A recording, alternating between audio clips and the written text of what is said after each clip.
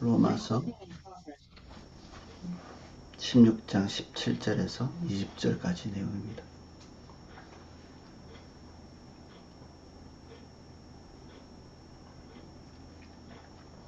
제가 내용을 읽어보겠습니다. 형제들아, 내가 너희를 권하노니 너희가 배운 교훈을 거슬려 분쟁을 일으키거나 거치게 하는 자들을 살피고 그들에게서 떠나라. 이 같은 자들은 우리 주 그리스도를 섬기지 아니하고 다만 자기들의 배만 섬기나니 교활한 말과 아첨하는 말로 순진한 자들의 마음을 미혹하느니라. 너희 순종함이 모든 사람에게 들리는지라. 그러므로 내가 너희로 말미암아 기뻐하노니 너희가 선한데 지혜롭고 악한데 미련하기를 원하노라. 너희 발 아래서 상하게 하시리라. 평강의 하나님이 속히 사단을 너희 발 아래서 상하게 하시리라. 우리 주 예수 그리스도의 은혜가 너희에게 있을지어다. 아멘.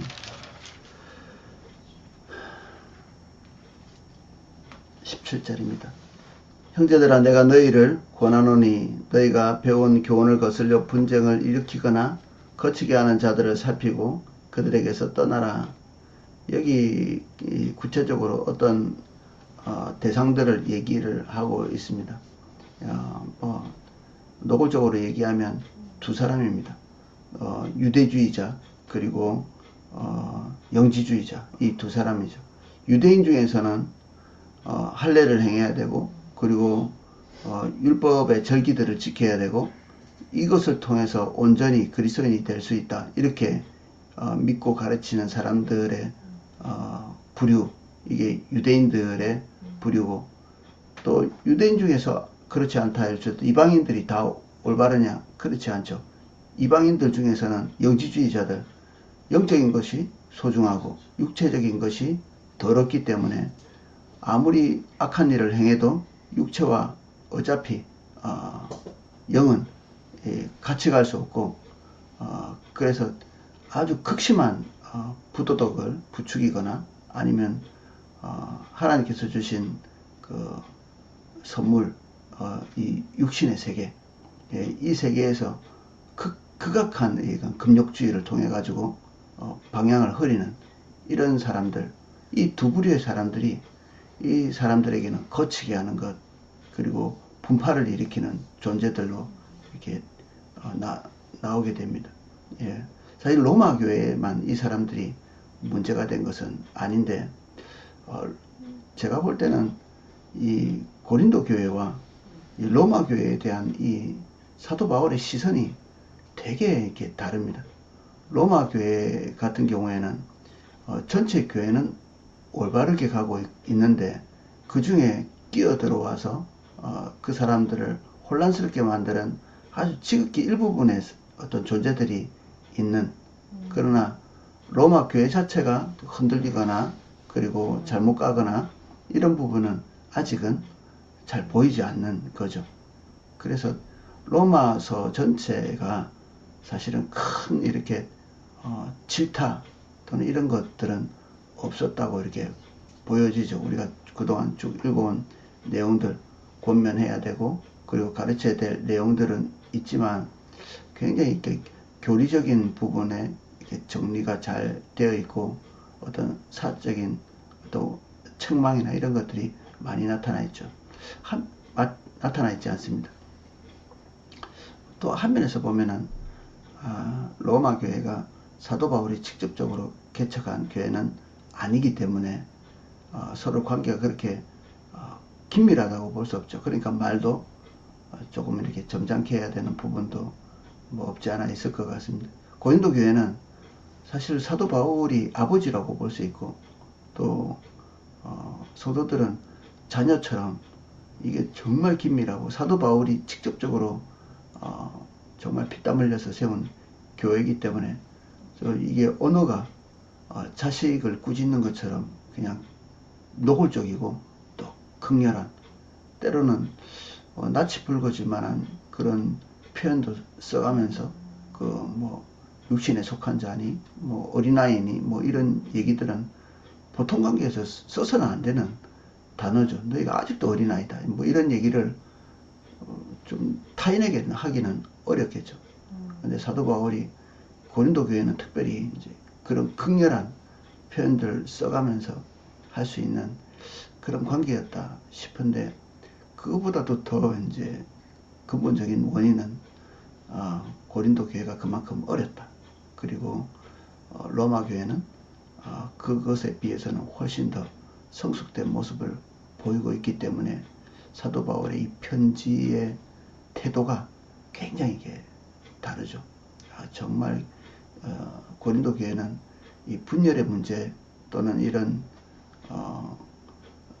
거짓 메시지의 문제만 있었던 게 아니라 음란과 그리고 교만과 온갖 그 부도덕한 문제들이 다 이렇게 그냥 뒤섞여 가지고 뭐 하나 제대로 칭찬할 것이 없는 그런 입장이었기 때문에 사도 바울의 편지의 내용은 처음부터 끝까지 좀 격렬하기 짝이 없는 그런 표현을 썼지만, 그래도 로마 교회는 어느 정도 성숙한 단계에 있는, 그래서 여러 가지 권면을 할 때 권면이 뭐 이 세속적인 표현이지만 들어간다. 그냥 권면하면 말하는 그대로 그냥 되는 이 고린도 교회는 사도 바울이 직접 찾아가도 안 되는, 그리고 그 편지 중에 하나는 또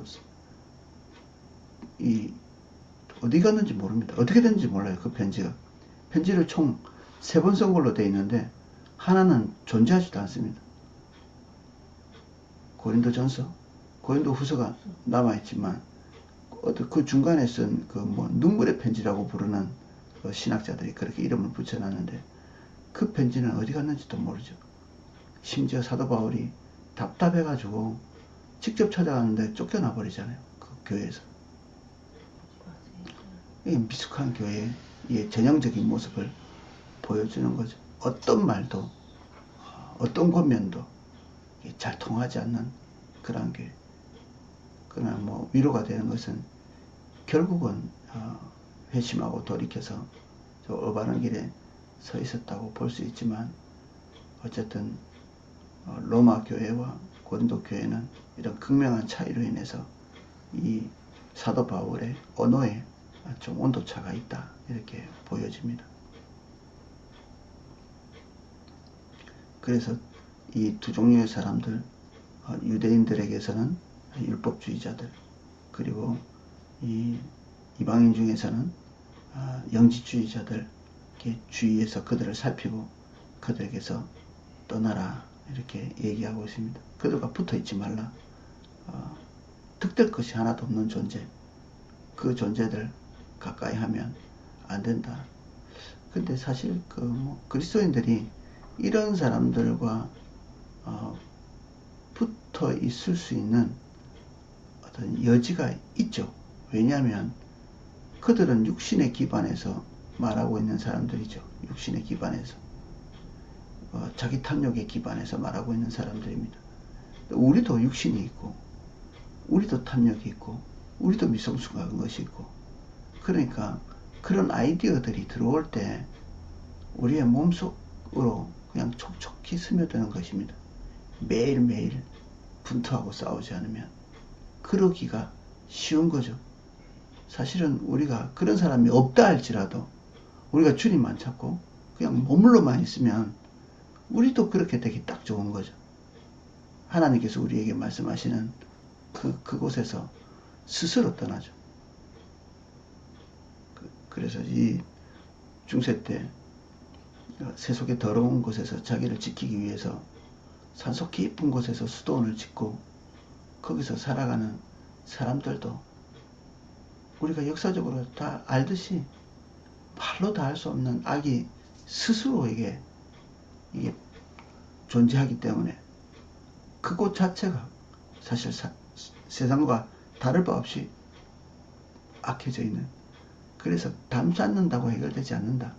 담 쌓는다고 뭐 불신자들 안 만난다고 해결되는 게 아니라, 그리고 종교적인 모임에 진짜 모든 것들을 다 철폐하고 거기에 모인다고 그렇게 해결되지도 않고, 뭐 선교단체 들어간다고 해결되지도 않고, 이 해결책은 주님과 24시간 계속 동행하는 그 길 외에는 방법이 없습니다. 그 외에는 아무 소용도 없다.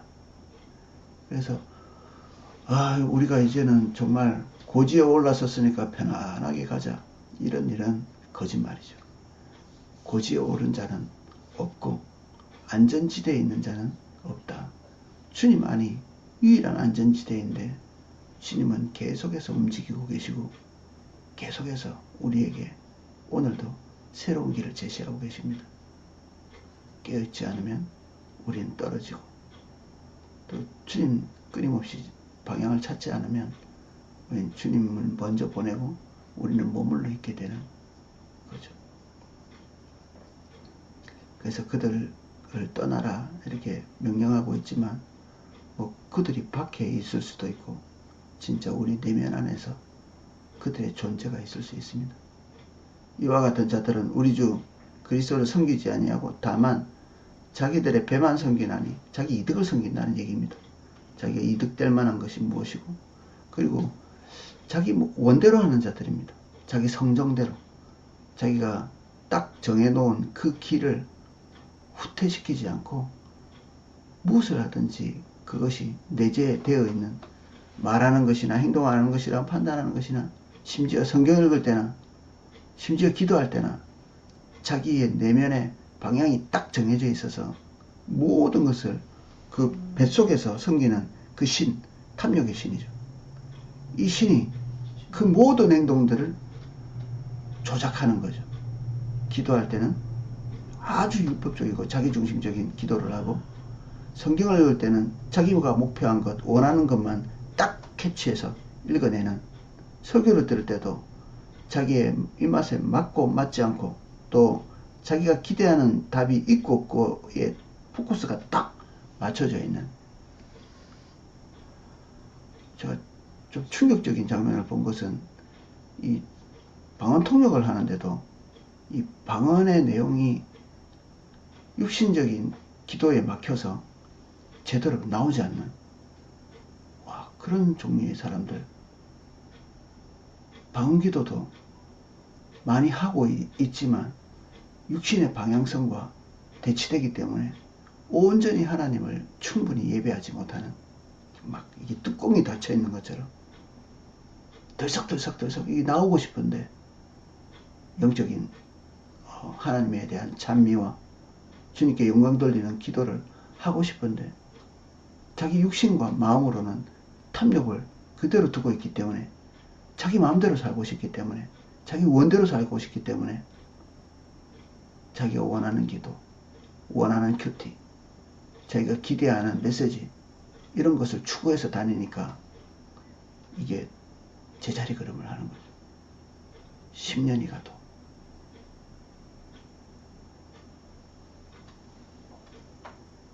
그래서 이 방언을 많이 하는 것도, 방언을 하나님께서 우리에게 선물로 주셔서 주님과 깊이 있는 교제를 할 수 있는 이 얼마나 좋은 도구인데도 심지어 이것까지도 뚜껑을 딱 누르고 할 수 있는 게 율법주의, 기복신앙, 인본주의. 그 밑에 가장 근간에 있는 것은 탐욕, 자기 원대로 살고자 하는 욕구. 이 무시무시한 거죠. 여기 자기 배를 섬긴다. 이 사람들은 어떤 교훈도 바르게 할 수 없는 방법은 하나뿐입니다. 절제해서 내는 거죠. 잘라내는 겁니다. 눈을 뽑아서라도 온몸이 정결해야 되는 것처럼, 손발을 잘라서라도 온몸이 지옥불에 들어가지 않는 것이 나은 것처럼, 이 교회 안에서 이런 방향성을 가지고 있는 사람은 잘라내고 그들이 떠나고, 그렇게 해서 그들의 온전함을 지켜야 되는 것이죠. 지식이 없는 자들은 미혹되게 돼 있죠. 순진한 사람들은 지식이 없는 자들입니다. 주님과 개인적인 관계 안에서 하나님으로부터 배운 것이 없는 자들, 이 교리 공부한다고, 교리 공부는 소중함에도 불구하고 지적인 것이 쌓여 있다고 해서 이게 순진하지 않은 게 아니거든요. 비옥당해버리는 일이 있을 수 있죠. 주님과 개인적인 관계 안에서 배운 것만이 우리를 요동치 않게 만들어줍니다. 어떻게 주님과는 어떻게 배울 수 있습니까? 실제적으로 주님이 말씀하신 대로 걸어보는 삶을 살아가는 과정에서 주님께서 우리에게 이런 것들이 남아있도록 만들어 주십니다. 주님과의 개인적인 교제 안에서 배운 긍휼, 자비, 사랑, 그리고 하나님으로부터 오는 지혜의 반복적 경험. 한 번은 안 됩니다. 두 번도 안 되고 반복적 경험을 켜켜이 누적된 하나님과의 관계가 이런 사람들의 아첨하는 말, 이게 귀에 달달한 것들, 고운 말, 이런 것들을 이게 섞어서 메시지를 집어넣는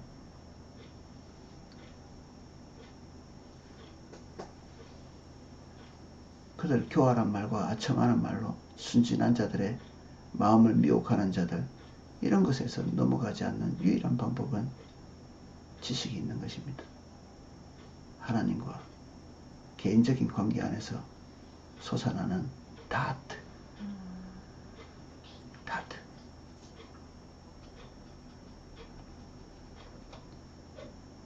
너희의 순종함이 모든 사람에게 들리는지라. 이 사람들에 대한 격려, 칭찬, 그들은 배운 대로 하고 가르친 대로 하고, 사도 바울이 한 번도 가지 않았는데도 이렇게 살고 있는. 그래서 한면에서는 요즘에 좀 두려운 게 있습니다. 새물교 성교회가 아닌데, 요조봉 목사님의 설교를 안 들었는데 가끔 하나님 앞에 자신의 삶 전체를 드리고 가고 있는 사람들을 문득문득 만날 때가 있습니다. 어떻게 보면 깜짝 놀랄 만한 일이죠. 세상이 다 인본주의적으로 기울어져 있는, 율법주의적으로 기울어져 있고 기복신앙적으로 기울어져 있는데,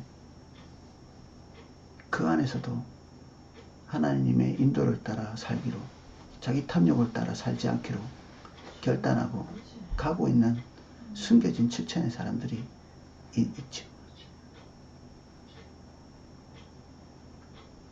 그래서 그런 사람들을 만날 때마다 겸손해집니다. 배운 우리, 들은 우리, 그리고 안전한 울타리 속에 있었던 우리. 그래서 우리가 그들보다 더 나은 부분이 별로 없는 것 같은, 우리 속에 우리 뜻대로 살고자 하는 이 기대가 있을수록 사실은 백약이 무효해서 포도나무 교회 안에 있다 할지라도 그 탐욕이 우리에게 오는 모든 메시지를 차단해버리는, 그리고 변질시켜버리고 소용없는 거죠. 그래서 중심이 너무 중요합니다. 올바른 중심. 내 안에 그것이 있기를 기대하고, 없을까봐 염려하고, 없을까봐 내 마음대로 살고 있는 경향성이 문득문득 발견될 때마다 두려워하는 선자가 있겠습니까? 사실은 섰다고 생각하는 사람은 사실 그 순간에 넘어졌을 가능성이 많습니다.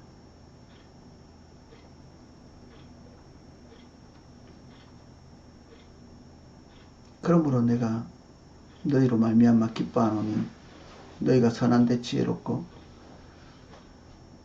악한데 미련하기를 원하노라. 하나님께서 기대하시는 모든 일에는 아주 이게 예민하고 기민하게, 그리고 노련하게 되어지고,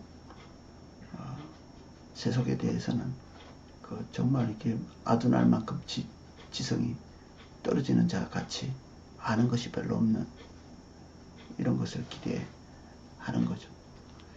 평강의 하나님께서 속히 사단을 너희 발 아래 상하게 하시리라. 우리 주 예수 그리스도의 은혜가 너희에게 있을지어다. 사단은 바깥에 있지 않습니다.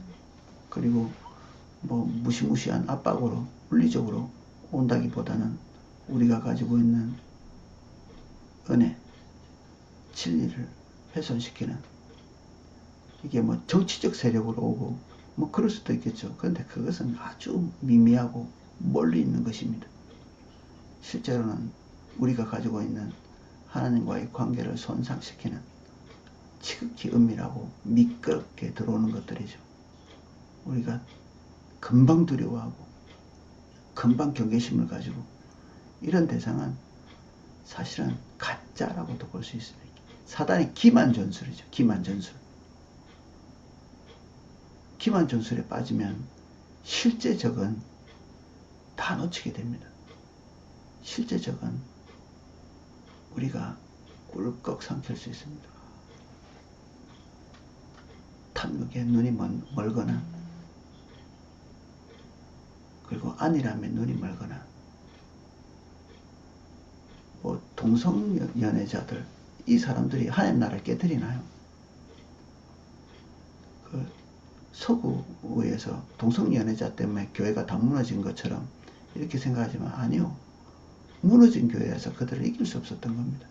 이미 무너진 교회. 그 전에도 이미 끝나 있었다. 끝난 교회가 뭘 할 수 있겠습니까? 하나님이 떠난 예루살렘 성전에서 도대체 뭘 할 수 있겠습니까? 성전도 아닌데. 교회는 언제가 교회입니까? 주님이 계셔야 교회죠. 사람만 모였다고 교회가 아니라 그 장소에 주님이 계셔야 됩니다. 그래서 교회를 하나님의 전 이렇게 부르는 겁니다. 하나님이 계시는 곳. 우리를 교회답게 하는 것은 주님의 임재입니다. 주님이 계신가? 이 두려움이 우리를 온전하게 세우는 채찍이 됩니다. 주님이 계신가? 내가 뭐 율법을 잘 지키고 있나? 이거 아니고, 그게 어떤 측정의 도구는 될 수 있을지 모르겠는데 주님이 지금 계신가? 이건 우리의 정체성을 가장 중요하게 결정하는 요소가 됩니다. 여러분 가운데 주님이 계시는지, 그리고 주님의 기대가 관철되고 있는지, 내 기대가 관철되고 있는지 살펴보는 거죠. 오늘 거의 뭐 로마서의 마지막이다. 편지는 사실 여기까지라고 볼 수 있습니다. 내일 1시간 더 살펴보면 로마서가 진짜 끝나게 되겠지만, 사도 바울이 하고 싶은 모든 말은 여기에 다 담겨 있습니다. 기도하겠습니다. 주님,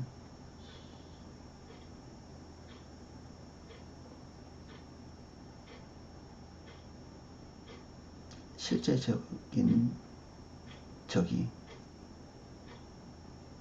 우리에게 두려움을 일으키지 않습니다. 두려움을 일으키는 적은 가짜 적들입니다. 로마의 극렬한 박해나 우상 숭배자들의 비난이나 재산의 박탈이나 생명의 박탈이나,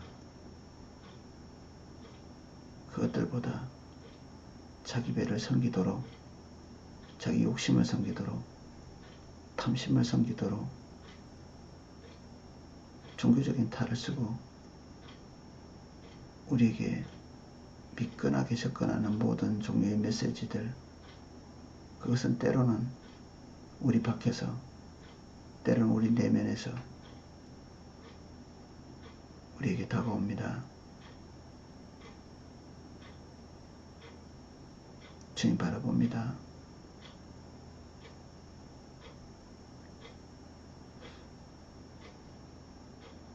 죄짓기 쉽고 넘어지기 쉬운 우리들, 오늘 하루도 주님께 의탁합니다. 주님 외에는 안전지대가 없습니다. 오셔서 우리를 세우시고 우리를 붙들어 주십시오.